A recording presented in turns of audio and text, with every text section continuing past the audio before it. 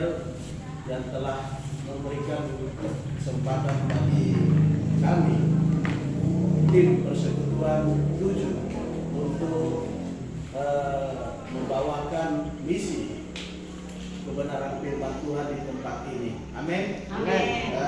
Kita dalam satu tubuh Kristus, yaitu kita wajib menghidupkan suasana kegairan di dalam Tuhan. Apabila ada saudara kita yang mengalami kebekuan, kekosongan, kita wajib untuk memberikan kebenaran firman Tuhan, untuk menguatkan dia, untuk dia dalam hadirat Tuhan. Amin.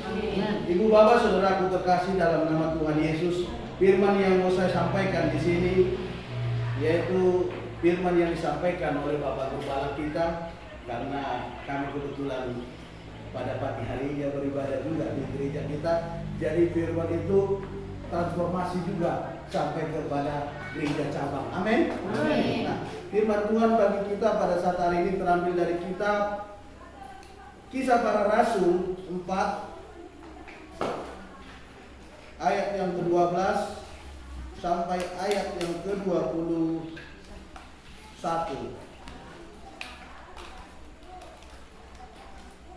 Saya ulang. Kisah Para Rasul 4 ayat 12 sampai 21. Tapi kita habiskan saja sampai ayat 22. Ya, sisa satu ayat aja itu. Amin. Yang membawa kita buka kitabnya, yang tidak membawa kita buka Alkitabnya.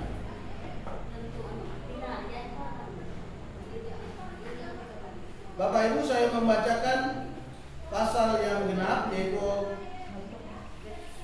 pasal 12. Ibu Bapak, pasal yang berikutnya 13 dan di ayat 22 kita bersama-sama. Demikianlah firman Tuhan.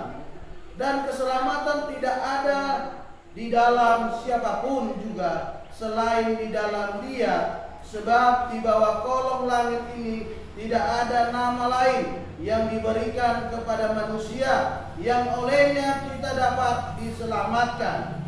Ketika siang itu melihat keberadaan Petrus dan Yohanes dan mengetahui bahwa keduanya orang biasa yang tidak terpelajar, heranlah mereka dan mereka mengenal keduanya sebagai pengikut Yesus. Tetapi karena mereka melihat orang yang disembuhkan itu berdiri di samping kedua rasul itu, mereka tidak dapat mengatakan apa-apa untuk membantahnya. Dan setelah mereka menyuruh rasul-rasul itu meninggalkan ruang sidang, berundinglah mereka dan berkata, tindakan apakah yang harus kita ambil terhadap orang-orang ini? Sebab telah nyata kepada semua penduduk Yerusalem bahwa mereka telah mengadakan suatu mukjizat yang menyolok dan kita tidak dapat menyangkalnya. Tetapi supaya hal itu jangan makin luas tersiar di antara orang banyak, baiklah kita mengancam dan melarang mereka, supaya mereka jangan berbicara dengan siapapun dalam nama itu. Dan setelah keduanya disuruh masuk, mereka diperintahkan supaya sama sekali jangan berbicara atau mengajar lagi dalam nama Yesus. Tetapi Petrus dan Yohanes menjawab mereka, silakan kamu putuskan sendiri manakah yang benar di hadapan Allah, taat kepada kamu atau taat kepada Allah. Sebab itu mungkin bagi kami untuk tidak berkata-kata tentang apa yang telah kami lihat dan yang telah kami dengar. Mereka semakin keras mengancam rasul-rasul itu, tetapi akhirnya melepaskan mereka juga, sebab sidang tidak melihat jalan untuk membunuh mereka, karena takut akan orang banyak yang memuliakan nama Allah berhubung dengan apa yang telah terjadi. Sama-sama kita bacakan ayat 22 ini 1, 2, 3. Sebab orang yang disembuhkan oleh mujizat itu sudah lebih dari 40 tahun umurnya.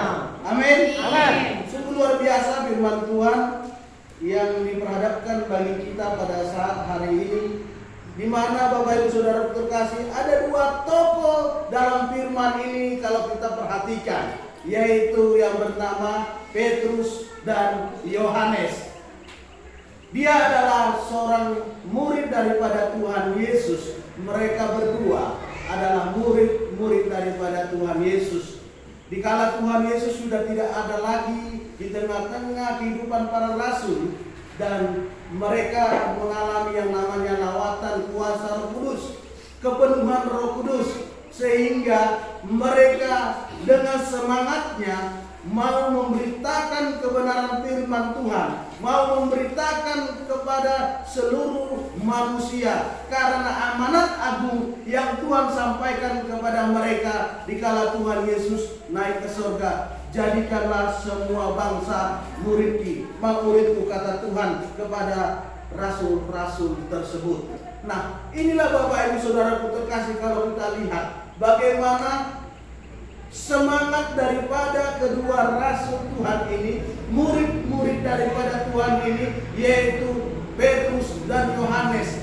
Mereka tidak lagi ada rasa ketakutan, tidak ada lagi rasa kecanggungan, tidak ada lagi rasa hal-hal yang menakutkan untuk memberitakan yang namanya firman Tuhan. Kita lihat Bapak Ibu Saudara terkasih dengan firman yang telah kita baca pada saat hari ini, di mana dikatakan firman Tuhan di sini, mereka adalah orang biasa. Petrus dan Yohanes adalah orang biasa. Boleh dikatakan orang yang tidak mengenyam yang namanya pendidikan, tetapi keberanian daripada mereka berdua karena kuasa urapan daripada Roh Kudus. Amin. Itulah Bapak Ibu Saudara terkasih yang membuat kedua rasul ini berani untuk melakukan sesuatu yang baru. Amin. Dan mereka meniru bagaimana yang telah dilakukan oleh Tuhan Yesus selama waktu masih ada di dalam dunia. Itulah yang mereka lakukan. Ada kuasa di dalam nama Tuhan Yesus. Ada kuasa di dalam nama Tuhan Yesus. Iman yang tumbuh dari para murid Tuhan Yesus, sehingga mereka dikala diperhadapkan kepada orang yang sakit, mereka mengalami yang namanya kesembuhan. Amin. Itulah Bapak Ibu Saudara terkasih, bukan hanya sekedar kegagahan daripada murid daripada Tuhan Yesus, tetapi mereka benar-benar melakukan firman Tuhan karena mereka mengalami urapan, karena mereka mengalami kepenuhan Roh Kudus, karena mereka percaya dalam nama Tuhan Yesus segala apapun bila didoakan maka terjadi yang namanya kuasa mujizat kesembuhan. Amin. Itulah Bapak Ibu Saudara terkasih, jangan bimbang dan jangan ragu lagi atas nama Tuhan Yesus, nama yang di atasnya yang dikatakan telah diberikan kuasa, nama yang telah diberikan kuasa dari surga untuk menyatakan kuasa apabila kita meminta dan memohon. Itulah Bapak Ibu Saudara di dalam firman Tuhan dikatakan, dan keselamatan tidak ada di dalam siapapun, dikatakan firman Tuhan, juga selain di dalam Dia, sebab di bawah kolong langit tidak ada nama lain yang diberikan kepada manusia yang olehnya kita dapat diselamatkan. Inilah perkataan murid Tuhan Yesus kepada orang-orang yang mengalami, yang datang kepada mereka dikala mereka mau melakukan mukjizat. Hanya di dalam nama Tuhan Yesuslah, nama di atas segala nama, nama yang berkuasa, itu yang dikatakan murid daripada Tuhan Yesus. Demikian juga kepada kita pada saat hari ini Bapak Ibu Saudara terkasih. Bagaimana kita mau mengalami anugerah dan kesembuhan maupun kelepasan daripada Tuhan.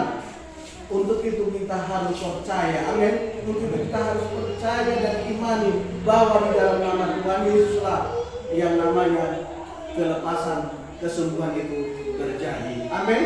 Amin. Itu Bapak Ibu Saudara terkasih. Kemudian dikatakan dalam firman-Nya, ketika sidang itu melihat keberanian Petrus dan Yohanes dan mengetahui bahwa keduanya orang biasa yang tidak terpelajar, heranlah mereka dan mereka mengenal keduanya sebagai pengikut Yesus. Jadi di tengah-tengah kerumunan orang itu tidak semua orang yang namanya pro kepada kedua murid daripada Tuhan Yesus. Ya. Tidak semua. Pasti ada yang namanya pro dan kontra. Ada yang mendukung dan ada yang menolak. Inilah tantangan bagi seorang penginjil, pemberita kebenaran firman Tuhan. Banyak tantangan yang akan dialami. Tuh, haleluya. Ada penjual yang membuat menggoncangkan firman Tuhan di tempat ini. Jadi seharusnya kita jangan terlalu respon terhadap apa itu ya.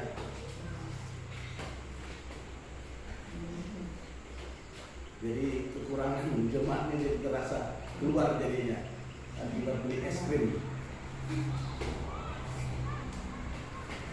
Oke, kita lanjutkan. Tidak apa-apa.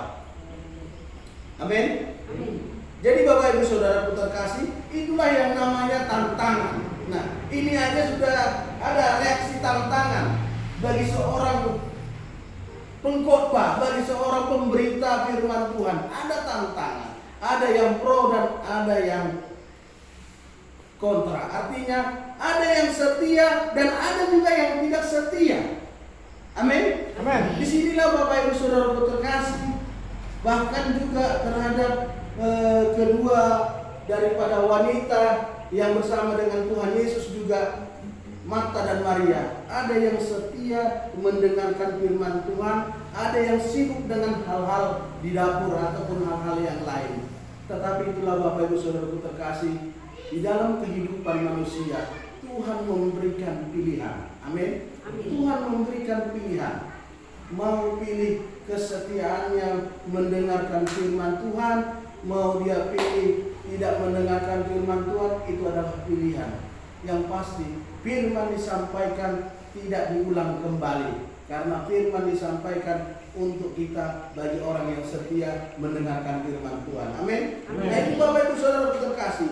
Demikian juga yang terjadi kepada kedua rasul ini. Mahkamah agama menentang keberadaan mereka di saat kedua rasul ini, kedua murid daripada Tuhan Yesus ini memberitakan nama yang berkuasa di bawah kolong langit ini hanya di dalam nama Tuhan Yesus dikatakan. Tidak ada nama yang berkuasa di bawah kolong langit ini. Begitulah yang disampaikan oleh murid daripada Tuhan Yesus. Maka ada beberapa orang yang mengalami yang namanya sakit dan dia disembuhkan. Sehingga dilihat oleh mahkamah agama itu terjadi mukjizat, terjadi kesembuhan bagi orang yang setia mendengarkan firman Tuhan. Dan dia mengimani bahwa nama Yesus nama yang berkuasa, bahwa nama Yesus nama yang sanggup menyembuhkan, nama Yesus nama di atas segala nama. Amin. Demikian juga dalam hidup kita Bapak Ibu Saudara terkasih. Apabila kita mengalami yang namanya pergumulan, apabila kita yang namanya mengalami masalah, sakit penyakit, kemelaratan ekonomi, keuangan, kesusahan dalam pekerjaan, kita punya Tuhan Yesus yang berkuasa. Imani itu dalam hidup Anda, imani itu dalam hidup kita, agar supaya rema firman Tuhan ini dalam hidup kita. Bagaimana kita bisa meremakan firman itu, bisa terjadi sejak dahulu. Dikatakan firman Tuhan, sejak Tuhan Yesus 40 tahun dikatakan, setelah Tuhan Yesus tidak ada di dalam dunia, kuasa mukjizat itu tetap ada. Demikian juga pada saat hari ini. Amin. Bukan karena lamanya, bukan karena rentan waktunya yang begitu lama, lantas mukjizat itu tidak berlaku lagi. Bukan. Jangan salah. Walaupun begitu lamanya rentan waktu keadaan atau kehadiran Tuhan Yesus di dalam dunia, dan setelah tidak ada Tuhan Yesus dalam dunia, lantas mukjizat itu bukan tidak berlaku, tetapi tetap berlaku. Amin. Imani itu dalam hidup kita. Imani itu dalam hidup kita bahwa firman yang telah disampaikan kepada kita dan sampai kepada telinga kita dan sampai kepada hati kita, remakan itu dalam hidup Anda. Remakan itu dalam hidup kita. bahwa kita yakin dan percaya nama Yesus nama yang berkuasa. Amin. Amin. Nama Yesus nama yang berkuasa. Apapun pergumulanmu, apapun persoalanmu. Mungkin saya sebagai hamba Tuhan juga tidak mengetahui apa persoalan Anda, apa pergumulan Anda. Tetapi Tuhan Yesus yang tahu, saudaraku. Karena Tuhan yang maha mengetahui segalanya. Amin. Karena nama Dia adalah nama yang berkuasa. Jadi dengan tidak adanya Tuhan Yesus, tetapi Roh Kudus ada di tengah-tengah kita. Amin. Roh Kuduslah yang menyentuh hati kita semuanya. Spirit yang kami bawa pada saat hari ini di tengah-tengah kehidupan Bapak Ibu Saudara terkasih, karena Roh Kuduslah yang ada pada diri kami untuk kami boleh ada di tempat ini. Amin. Bukan karena kegagahan kami. Untuk apa kami datang ke sini? Untuk apa kami datang ke sini?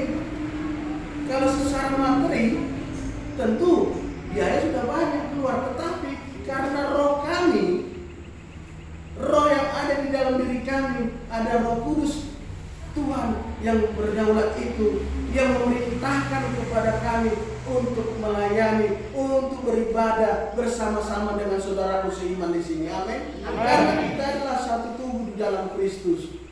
Kita adalah satu tubuh di dalam Kristus. Kita bersaudara, Bapak Ibu Saudara terkasih.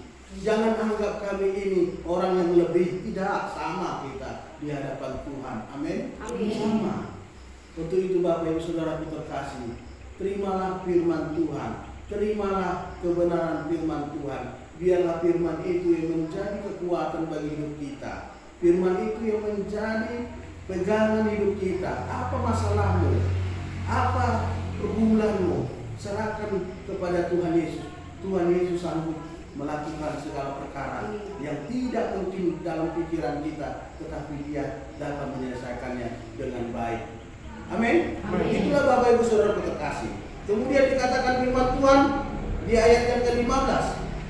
Dan setelah mereka menyuruh rasul-rasul itu meninggalkan ruang sidang, berunding mereka dan berkata, tindakan apakah yang harus kita ambil terhadap orang-orang ini?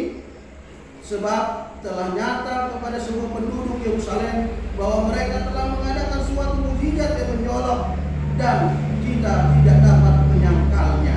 Nah, inilah para yang tidak pro kepada kebenaran firman Tuhan. Artinya, inilah orang yang kontra kepada kebenaran firman Tuhan yang diberitakan.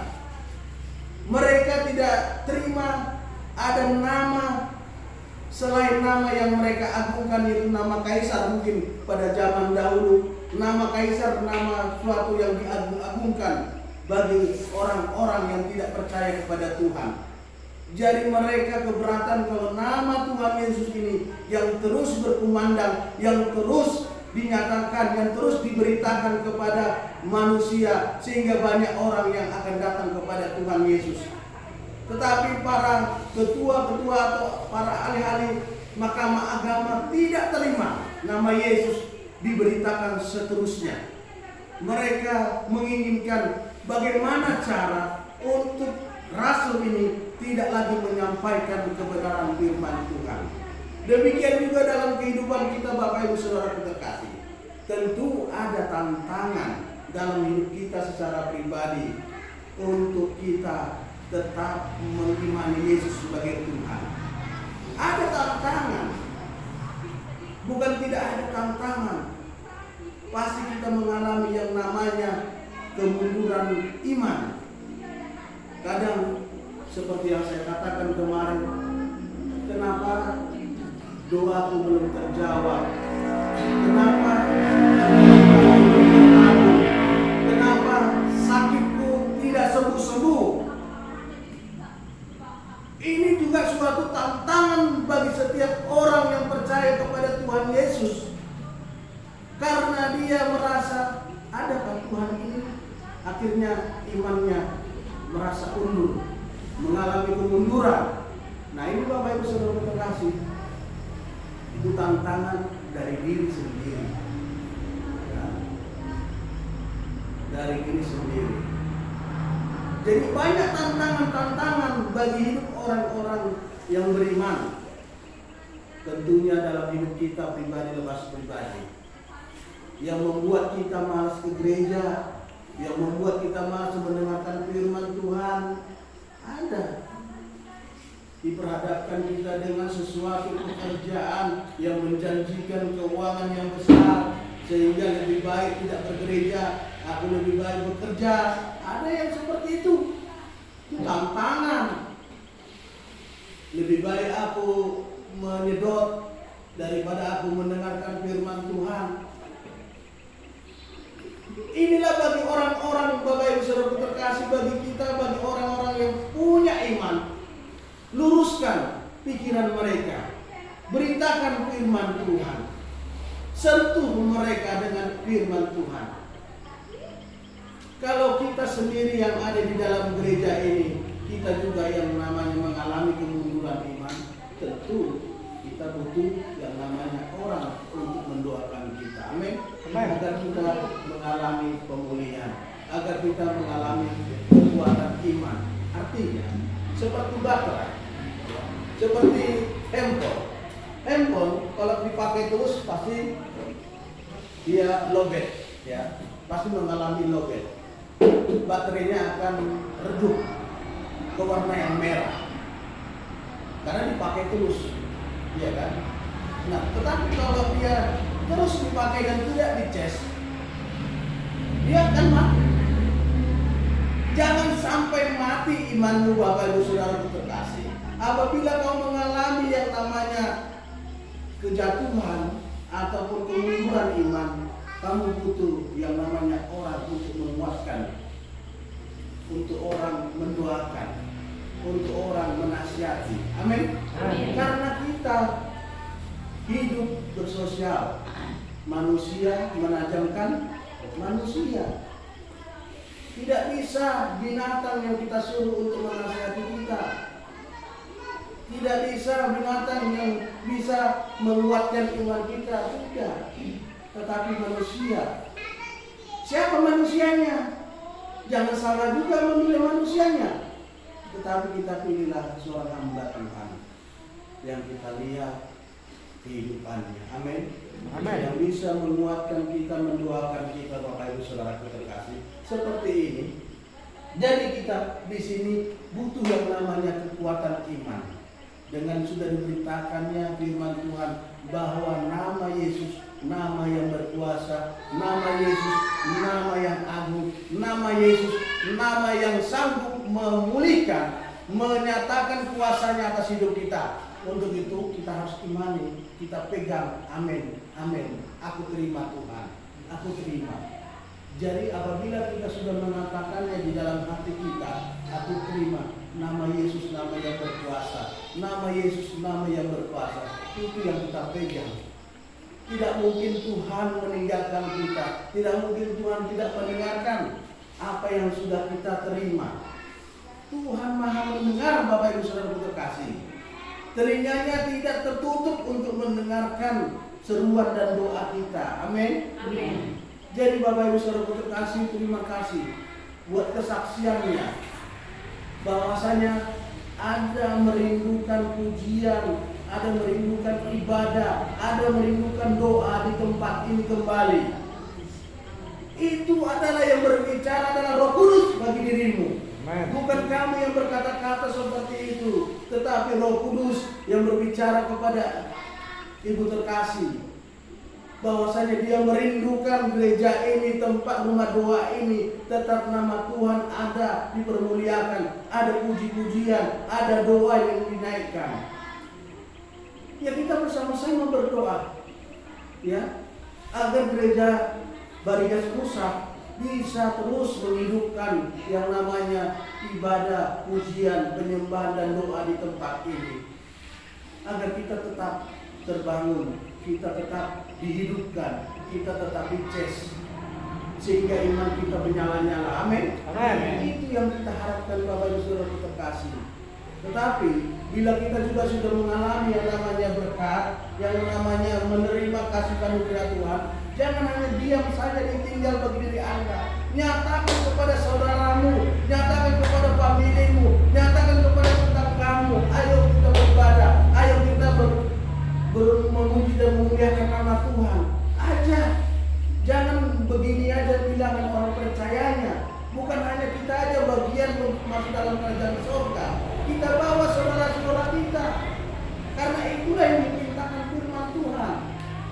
dengan murid-murid daripada Tuhan Yesus, yaitu Petrus dan Yohanes. Dia melakukan segala apa yang diperintahkan Tuhan, yaitu amanat agungnya. Jadikanlah semua bangsa muridku, dikatakan firman Tuhan, dikatakan oleh Tuhan Yesus dikala dia naik ke sorga. Dia melakukannya, tetapi Tuhan tetap beserta mereka. Mujizat pun beserta mereka. Amin. Demikian juga Bapak Ibu Saudara terkasih, kita akan mengalami yang namanya mujizat. Yakin dan percaya, bawalah firman ini dalam hidupmu. Amin. Bawalah firman ini dalam hidupmu. Tetap pegang kebenaran firman Tuhan. Jangan undur, jangan takut. Yang namanya persoalan, yang namanya tantangan pasti tetap ada, tetapi kita tetap memegang kebenaran firman Tuhan. Amin. Itulah Bapak Ibu Saudara terkasih. Kemudian dikatakan firman Tuhan di ayat 17 dikatakan, tetapi supaya hal itu jangan makin luas, tersiar di antara orang banyak, baiklah kita mengecam dan melarang mereka supaya mereka jangan berbicara lagi dengan siapapun dalam nama itu, artinya dalam nama Tuhan Yesus. Dan setelah keduanya disuruh masuk, mereka diperintahkan supaya sama sekali jangan berbicara atau mengajar lagi dalam nama Yesus. Di ayat 19 dikatakan, tetapi Petrus dan Yohanes menjawab mereka, silakan kamu putuskan sendiri manakah yang benar di hadapan Allah, taat kepada kamu atau taat kepada Allah. Sungguh luar biasa Bapak Ibu Saudara terkasih. Tantangan bagi seorang hamba Tuhan dikala dilarang-larang untuk memberitakan nama Yesus, tapi mereka tidak putus asa. Perkataan mereka tepat karena urapan kuasa Roh Kudus itu berkata-kata bagi mereka, bagi mulut mereka, sehingga mereka berkata, manakah lebih baik, dikatakan oleh Petrus dan Yohanes, percaya kepada kamu atau percaya kepada Allah yang menciptakan langit dan bumi? Tentu bagi seorang yang mendengarkan hal itu, mereka akan tidak dapat berkata-kata lagi. Jadi itulah Bapak Ibu Saudara terkasih, jangan undur dengan suatu persoalan, jangan undur dengan suatu pergumulan, tetap maju di dalam Tuhan. Amin. Amin. Semua hidup pasti ada tantangan selama kita ada di bawah kolong langit ini. Kita pasti diperhadapkan yang namanya masalah, kita pasti diperhadapkan yang namanya kesulitan. Itu semuanya itu untuk meningkatkan iman kita, kadar iman kita. Bagaimana kita menjadi seorang yang bernilai di mata Tuhan. Kalau dengan suatu pergumulan yang kecil kita tidak bisa menghadapinya. Ibaratkan seorang anak murid, dia tidak akan naik kelas kalau tidak diuji, ya kan? Tidak akan naik kelas dari kelas 1 ke kelas 2. Mau naik kelas 2 pasti diperhadapkan dulu dengan ulangan, diperhadapkan dulu dengan ujian. Sudah layakkah anak ini untuk masuk naik kelas 2? Seorang guru yang menjadi penilainya, karena dia yang memberikan materinya, dia yang memberikan pelajaran kepada muridnya. Lantas untuk menaikkan daripada murid tersebut, dia kasih yang namanya tes ujian. Bila dia bisa menyelesaikannya, dia mampu. Demikian juga dalam kehidupan kita Bapak Ibu Saudara terkasih. Selama kita masih ada di dalam dunia ini, pergumulan, persoalan itu tetap ada di dalam hidup kita. Bukannya kita lantas ada di dalam Tuhan, kita tidak diperhadapkan dengan masalah. Tidak. Semakin kita mendekatkan diri kepada Tuhan, kalau mendekatkan diri berarti kan naik, kan? Bukan turun. Yang namanya naik pasti ada badai, angin kencang.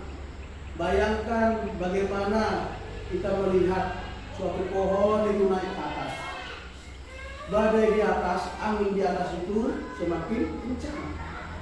Demikian juga kehidupan orang percaya. Bila menyerahkan diri kepada Tuhan, bila mendekatkan diri kepada Tuhan, bukan mulus-mulus saja Bapak Ibu Saudara terkasih. Bukan. Tetapi kita pasti akan yang namanya mengalami pergumulan.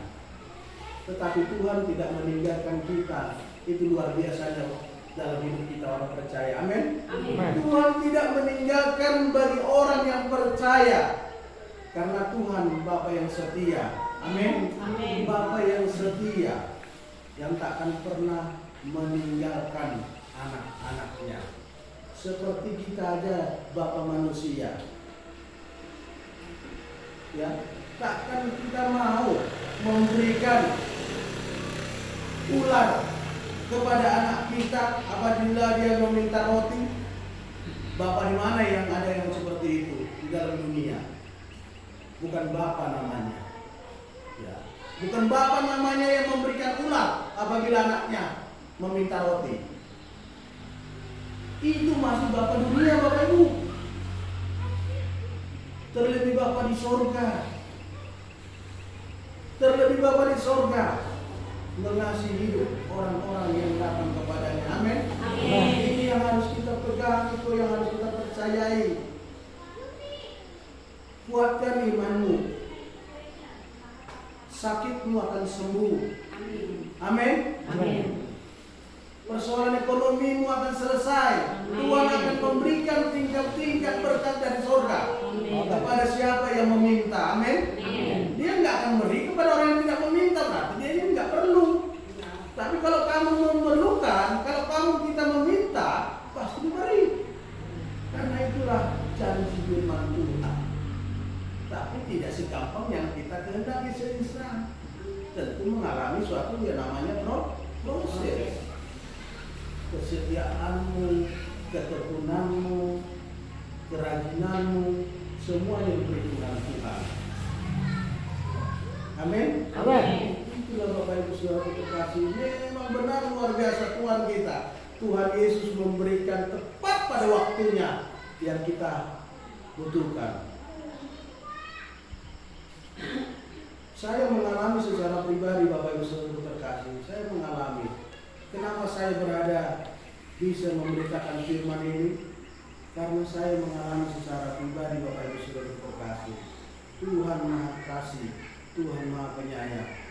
Saya sendiri bersaksi Bapak Ibu Saudara terkasih. Di tahun, kalau nggak salah ingat saya tahun 2009 atau 2010, ya 2010. Saya menjalankan bisnis yang namanya minyak dulu ya. Saya jual minyak. Saya membawa minyak itu tiap hari, yaitu ke Tewa, Pujon, habis itu Sampang. Saya membawa minyak ini sebanyak setiap hari itu sekitar 23 drum. 23 drum dengan memakai 2 atau 3 mobil saya bawa. Untungnya lumayan besar, ya. Tapi utang, ya. Awalnya utang. Awal berbisnis itu saya utang. Saya utang sampai saya menggadaikan sertifikat rumah mertua saya, bayangkan. Sungguh baik mertua saya. Mertua saya orang kaya. Memang baik mertua saya. Artinya dia percaya kepada menantunya, menolong untuk meningkatkan ekonomi saya. Tetapi saya belum di dalam Tuhan pada saat itu, Bapak Ibu Saudara terkasih. Belum. Saya masih merokok, saya masih minum. Banyak hal-hal dosa yang masih saya lakukan, Bapak Ibu Saudara terkasih. Jadi sempatlah ekonomi kami mengalami peningkatan, diberkati. Ya, tapi yang namanya salah jalan, ditipu juga dalam usaha ini, ya. Yang menipu dia juga bukannya orang lain, ya tidak perlu saya sampaikan siapa manusianya. Tetapi di balik sajian saya ini ada yang istilahnya hal yang perlu kita petik, di mana saya mengalami kejatuhan. Yang namanya utang kepada bank, saya berutang 300 juta. saya beli mobil 6 unit untuk melangsir. Saking banyaknya orderan sampai nggak bisa memenuhi, akhirnya dari para pelangsir itu saya terima minyaknya. Nah, saya mempercayai salah seorang teman, sahabat, karena sudah lama ikut saya pas kebetulan kami bersama keluarga merayakan Natal di Sampit. Karena ada gereja waktu itu, kami tinggal 5 tahun di Sampit. Saya percayakan uang kepada anak buah saya ini. Kamu yang beli minyak, artinya yang ngasihkan uang kepada para pelangsir itu, kasihlah uang itu sebesar pemasaran 23 atau 27 juta. Dia yang belanja, dia juga yang mengantarkan, karena handphone sama saya tinggal mengatakan aja, antar ke sini sekian drum, antar sekian drum. Karena begitu besarnya, begitu dibawa dialah iparnya, ya, dibawa dia iparnya membantu dia. Ipar ini berduit. Nah, kenapa? Ditanyalah, berapa untungnya si goreng itu, maksud saya. Sepianmu banyak kali untungnya dia, kata itu. Dia nggak tahu bagaimana pekerjaan ini butuh biaya juga, perintisannya kan begitu, butuh modal kan begitu. Akhirnya ya usaha saya ditabang lah bahasanya ya, tabang. Akhirnya saya nggak bisa membayar utang-utang saya. Otomatis yang namanya bank pasti menuntut angsuran setiap bulan. Udah 2 tahun berjalan usaha ini, utang saya itu 4 tahun. Jadi sisa 2 tahun lagi. Karena sudah kolek, saya nggak bisa lagi. Angsurannya setiap bulan untuk bank aja 10.750.000 setiap bulan. Belum lagi mobil-mobil yang sebagian aku beli dengan kredit. Akhirnya terlilit utang lah kan. Inilah Bapak Ibu Saudara generasi yang saya alami pada saat itu. Saya bingung, saya tidak tahu lagi jalan keluarnya. Akhirnya saya, karena ketakutan, tiap hari datang orang tagihan, artinya tim kolektor, tukang pemukul bahasanya kan, untuk menarik mobil, untuk menarik harta benda kita lah bahasanya. Wah, saya rasa nggak terima lah gitu kan. Tapi ya semuanya saya nggak tahu lagi apa yang harus saya lakukan. Yang namanya memang sebenarnya saya bukannya tidak di dalam Tuhan, tetapi hanya sekedar saja. Ya, sekedar saya hari Minggu dapat hari Minggu ya ke gereja seperti itu. Tetapi belum lagi yang masuk di dalam yang namanya rutinitas di dalam doa. Nah, saya pilih utang lah. Akhirnya saya pergi berhutang. Ya. Saking ketakutannya saya di Palangkaraya mencari tempat yang sunyi dan senyap, yang tidak ada lagi manusia, tidak kedengaran lagi suara manusia. Ya, saya datang ke hutan sana. Kebetulan ada sekitar berapa kilo dari rumah saya.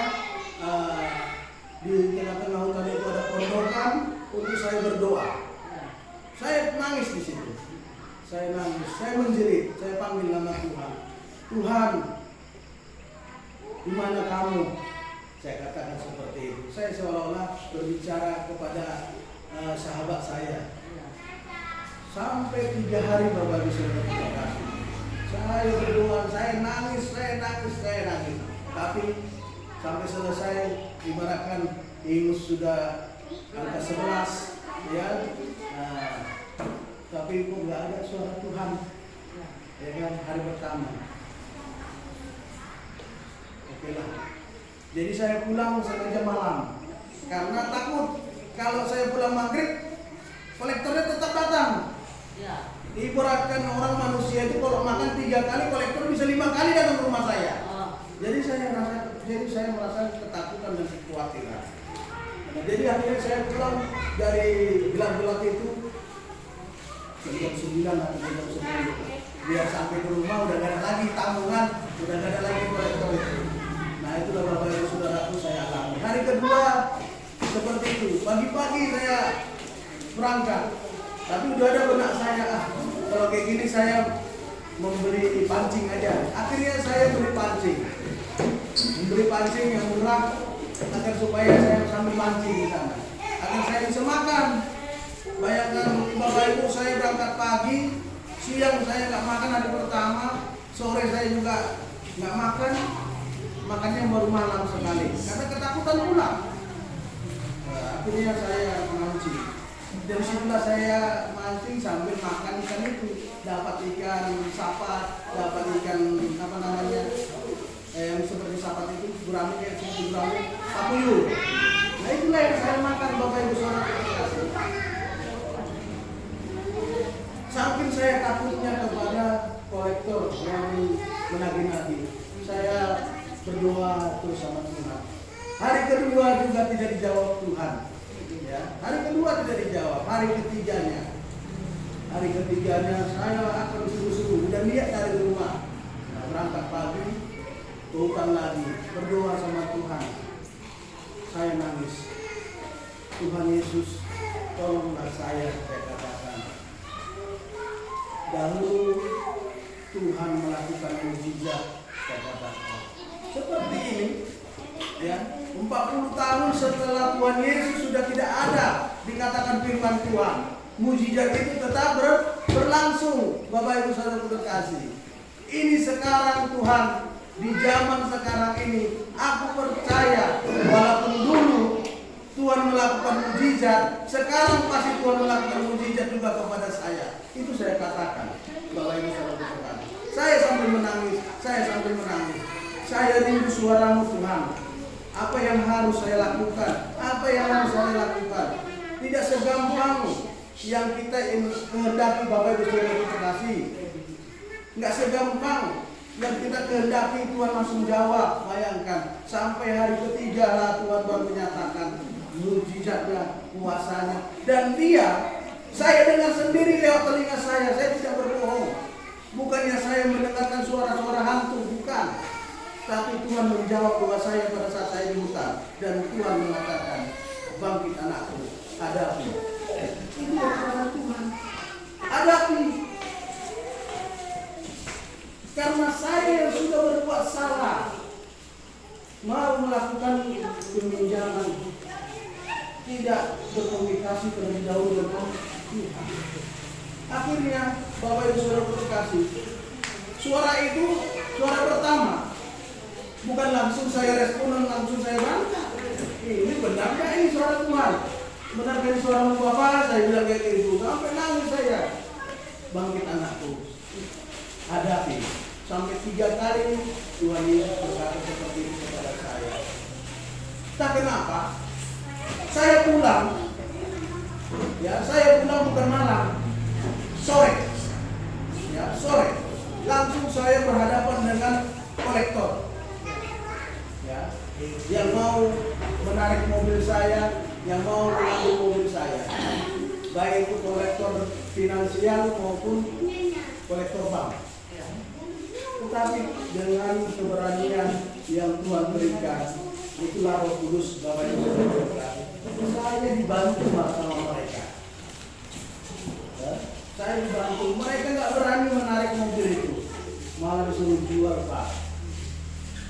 Jual aja biar ada uangnya. Kalau pemilik saya kan awam pada saat itu begini mobil, nggak tahu menau. Akhirnya itulah Bapak Ibu Saudara terkasih. Pelan-pelan ada jalan keluar atas segala persoalan saya. Nah, bagi saudaraku juga seperti itu. Bagi kita semua yang ada pada saat ini, apa pergumulanmu? Apa persoalanmu? Apa kesulitanmu? Mungkin kau mengalami satu penyakit. Serahkan semua kepada Tuhan. Tuhan tidak tutup telinga terhadap doamu. Amin. Amin. Tuhan akan menjawab kalau saudara terkasih. Yakin dan percaya. Ada satu bunyinya. Yakin dan percaya. Tuhan pasti menyembuhkanmu. cuma tidak seinstan yang kita harapkan. Ya puji Tuhan, kalau kita langsung mendengarkan firman ini, kita meresponinya dengan iman bisa sembuh, puji nama Tuhan. Demikian juga kepada saudara yang lain, kesulitan ekonomi kamu, Tuhan akan membukakan jalan keluar bagi kita semua. Amin. Amin. Itulah yang dapat saya sampaikan firman Tuhan bagi kita pada saat sore dan malam hari ini. Dan saya rindu kepada kita semua, kepada saudara-saudaraku yang tinggal di sini, saya minta dengan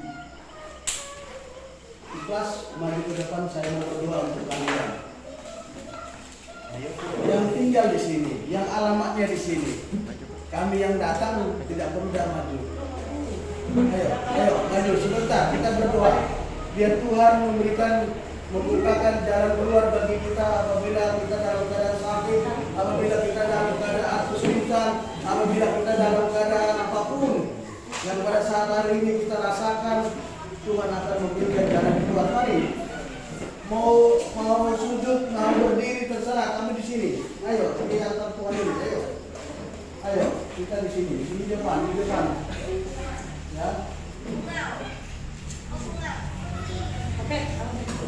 Ayo ini Bapak. Kita naikkan pujian satu. Bagi Tuhan tak ada yang dusta.